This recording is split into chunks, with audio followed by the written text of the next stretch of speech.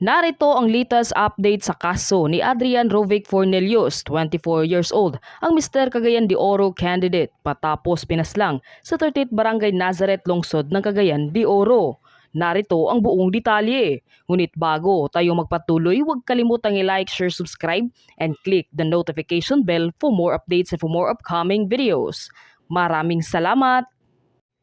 Breaking news, nakatanggap na ng subpina ang itinuturing ngayong mastermind sa pagpaslang kay Adrian, ang kinilalang sugar daddy umano ng girlfriend nito na si Bishop Dimber Andales bilang isa sa mga respondent sa kaso ngayon ng yumaong binata. Ayon sa naging interview sa attorney ng pamilya ni Adrian, mayroon na umanong 5 respondent na pinadalhan ng subpina, samantalang yung 3 ay tukoy na, kasama na doon si Bishop Dimber, samantalang yung 2 naman umano ay hindi pa natukoy at wala pang identity, at itong 2 mismo ay nasa mismong pinangyarihan kung saan nangyari ang insidente. Dagdag pa niya 10 araw ang panahon upang magbasa ng counter affidavit si Andales. Inamin din niya na nahihirapan sila sa kasong ito.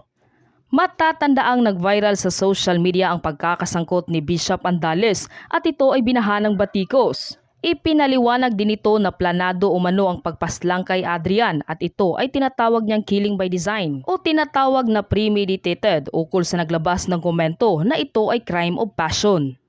Ayon sa attorney ng pamilya ni Adrian ay depende ito sa kalalabasan ng investigasyon. Kung may makitaan umano na reasonable certainty of conviction, ito ay basihan na ang kasong murder ay maipasa sa Regional Trial Court o RTC.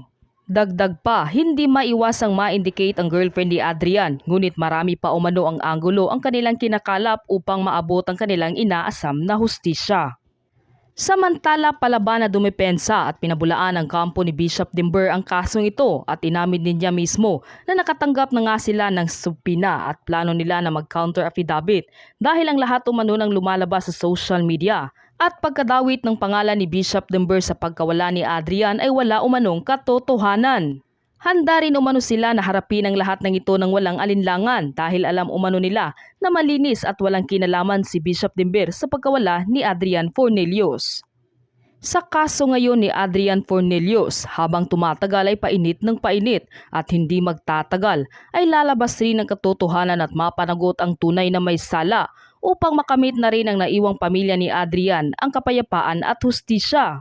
Ikaw, ano ang masasabi mo sa videong ito? Mag-iwan ng komento sa baba.